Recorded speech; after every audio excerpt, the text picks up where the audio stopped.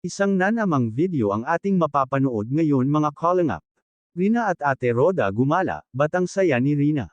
Bago po yang huwag niyo pong kalimutang mag-like and subscribe sa aking YouTube channel Kalingap Community. Ngayon nga mga kalingap ay makita natin na maaliwalas nga ang mukha ni Rina mga kalingap. Niyaya niya talagang maglakad-lakad si Ate Roda sa labas ng kanilang bahay kasi nga na-bored nga kasi siya. Kaya nag-ikot-ikot sila at tinanong siya ni Ate Roda bakit siya nagyaya na gumala. Kasi nga daw mainit daw sa loob ng bahay, kaya natawa na lang itong si Ate Roda. Labis sobra na talagang daldal ni Rina mga kalingap. Kasi mas mahangin nga daw sa labas may punto nga itong si Rina mga kalingap. Mapagmatiyag na talaga itong si Rina. Sa isa pang ang video ni Ate Roda ay nabidyohan nga niya si Rina na kumakanta ng Christian song.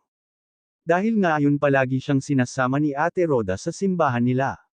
At nakuha niya talaga ang pagkamaka-Diyos niya tulad na lang ni Ate Roda na wala talagang mintes na pumupunta sa church nila. Good job ka doon Ate Roda kasi hindi lang inaalagaan mo si Rina ay kundi pinaparamdam mo sa kanya ang pagmamahal ng isang ina.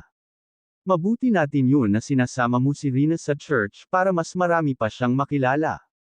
At lumaki talaga siyang may takot sa Diyos at maging mabuting tao sa kapwa niya. Sana sa mga darating pa na araw, buwan, o taon ay sana andyan parent si Rina sa iyong pag-aalaga Ate Roda. Kasi ni minsan hindi ka nagkulang na mahalin at iparamdam sa kanya na mahal mo si Rina. Hanggang dito na lang mga kalingap at huwag nyo din pang kalimutan mag-like and subscribe sa mag-amang Kalingap Rab at Kalingap Val Santos Matubang.